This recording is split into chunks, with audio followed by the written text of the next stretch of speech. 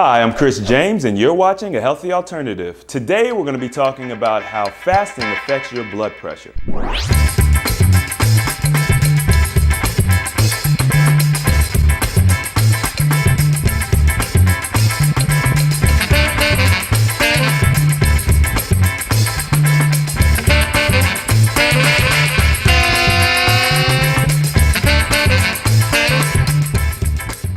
All right guys, so today we're talking about blood pressure and blood pressure while you're fasting.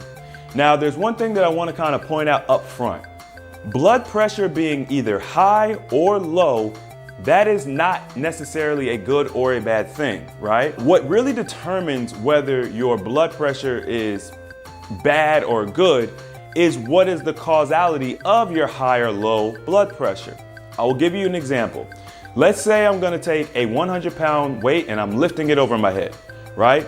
Now, if you understand what blood is, you understand that the blood is the nutrients for the cells, the muscles, it's a nourishing fluid. So what your body will do in all of its wisdom, it will send more blood to your muscles and extremities that need it in order to perform the task at hand, which is lifting the weights.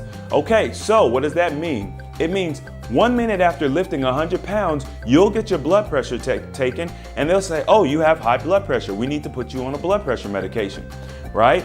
So conversely, this happens to us in our daily life, even if we're not lifting 100 pounds. All it takes is for us to be under a little bit of extra stress. So when I used to go to the dentist, I would go and my tooth would be in pain, right? My mouth would be in pain. And they would check my blood pressure and they would say, oh, your blood pressure is high, but it's nothing to worry about because you've been in pain. So there's a good chance that the reason your blood pressure is high is because of the stress on your body. Okay, cool. No big deal, right? And that goes for anything. Stressful environments. There's all sorts of activities we could do to cause our blood pressure to be high. Now, also, you can eat poorly, and that can cause your blood pressure to be high. But is it the blood pressure being high, is that the bad thing? Well, I would say no. Why? Because remember, our bodies are self-regulating. So if your body is raising the blood pressure, it's doing it for a very good reason. We have just been taught that doctors know better than our bodies, and the doctors checking our blood pressure and saying, oh, your blood pressure is high. We need to give you a blood pressure medication to lower it into an acceptable range. We've been taught that that's the right thing to do. But when you look at every animal on this planet, no other creature, animal, whatever needs their blood pressure regulated except for humans or animals that are being held in captivity or domesticated, right? That's where the veterinarians come in for your household animals and the zoo animals. These are the only animals that ever need to have blood pressure or any of their hormones regulated. And we're the exact same. Now, I would like to say that the mass majority of the time, a irregular or a out of range blood pressure is going to come from your diet. Now there's other things, like I said, other factors that can cause the blood pressure to be high or low, but ultimately I would say probably 80+% of the cases of blood pressure, probably even more than that, are going to be dietary. What does that mean? Well, you have full control over fixing the issue that's causing your blood pressure to be high, because the high blood pressure itself is not the issue.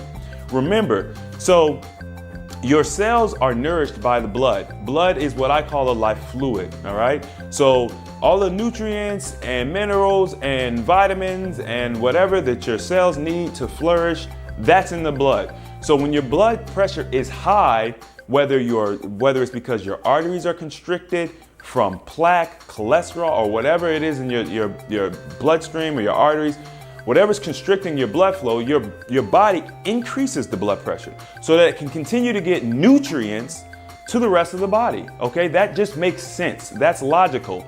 So let's say that your arteries are this big, okay, normally, and you eat a bad diet, you do all these terrible things, you build up plaque around the arteries and they become constricted. Well, guess what? If this much blood was flowing originally, right, and now it only has this big of a hole to flow through, your blood pressure goes up. That's just common sense. That just makes sense. You're trying to push the same amount of nutrients, the same amount of blood through a smaller hole. Blood pressure goes up. So in this instance, what's the problem? It's the plaque on the artery wall. It's not the blood pressure itself. Your body's doing the right thing. It's increasing the blood pressure so that the nutrients can get throughout the rest of the body. So what you need to do is worry about scraping all of that plaque or whatever it is on your artery wall off or getting that cleansed out so that your blood pressure can normalize. All right?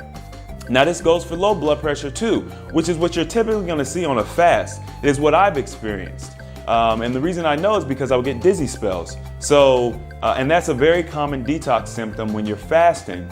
So whatever it's causing the artery wall to constrict, whether it's inflammation or whether it is plaque or whatever it is, when you're fasting, that healing process starts, that detoxing process starts. So guess what?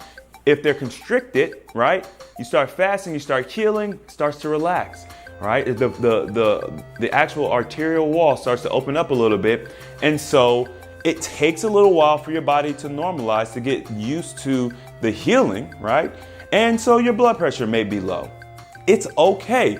It's one of the reasons why I don't suggest people getting a whole bunch of tests done, especially blood work done, while you're in the middle of a large fast, especially if it's one of the first times you've done it. Your ranges are gonna be all out of whack, right? It's much better to go ahead, maybe do your fast, get back on somewhat of a normal eating schedule. Hopefully you're just doing, your light juices and stuff like that, and your fruit and things of that nature. And then you can go and get your blood work done a couple days later, and you'll get to see the fruits of your labor, which was the fast, the detoxing process.